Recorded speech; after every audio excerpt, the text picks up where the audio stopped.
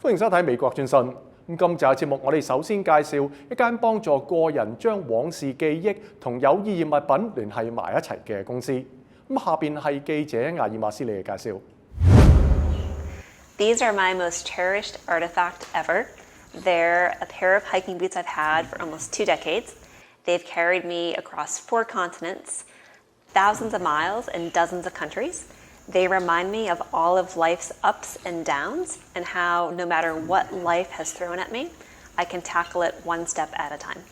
My name is Heather Nickerson. I'm the co-founder and CEO of Artifacts. We'd like to say that truly, any object that has a meaning or tells a story for you, it can be an artifact. This is my mom in the photo. She's the one that inspired us to create Artifacts. She passed away in 2016. She was very young. She was in her 60s when she passed away. And she left a house full of stuff, 6,000 square feet of stuff to be precise. And my brothers and I wanted to keep the items that mattered most to her, except we had no way of knowing what those items actually were. Crystal, jewelry, china, artwork, those are relatively easy to figure out. There's a monetary value there. But what we wanted to keep were the ones that had like the heart value, like what mattered to her. And I spent nearly 2 years doing a ton of research. And I found all these companies that do like memory books or storybooks, or there are apps that do inventory. But there is nothing that allowed you as an individual to take your story, take your history, take the memory, and connect it with the object. And then also note, what do you want to happen to this object at the end of the day? So at that point, when I realized there's nothing else really out there like this, really thought all right, this is something I want to do. I want to build this company that lets people connect the stories, the histories with the stuff. And we incorporated Artifacts. So one of the things that we find to be most heartwarming and also very humbling as founders is when we hear from our members how much Artifacts help them, either to cope with a grief process of losing a loved one, or helping them to downsize and move from one stage of life to the next.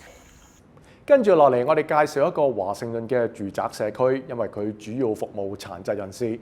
下邊係記者詹姆斯嘅介紹。Friday Chaos. Friday Chaos, awesome. Thank you, Emma. Our Stomping Ground came to be because there were a group of parents that had children with different disabilities, and as they were aging out, they recognized that there had to be some plan. So we are very proud of the idea that we are housing people that traditionally would have been either institutionalized or in group homes. Okay, Lisa, do you want to share yours?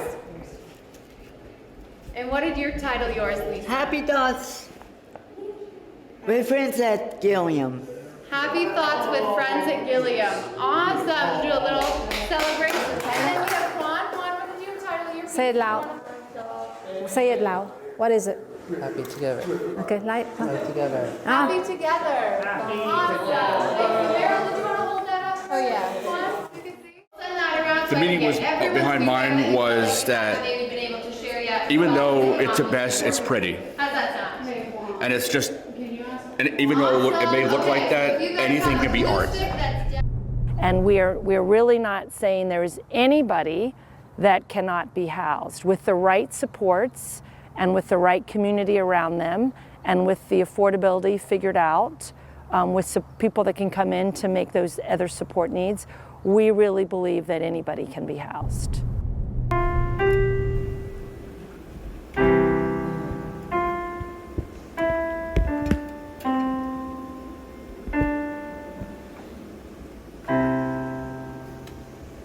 Our friend Paul actually did have his own apartment, but he was very isolated.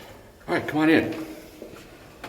What I like about living here is that I get to be with such wonderful people like Donna and meet such cool people like Juan and like Ben and Emma and everybody. And the community is so inclusive because there's so much more to do here than there was in Falls Church. And it's such an open community, a welcoming community of people. Here I come. And this is one of the bags I did, right? One of our missions we hope with OSG is that we're going to be able to get funders and governments and bureaucracies to understand that this very sustainable, very affordable, very inclusive, very replicable model could have better outcomes for people, not only throughout our state, but throughout the country and in other countries as well. Oh, really? Yeah, ask her about that. That's kind of... 多謝收睇美國專訊，下次節目時間再見。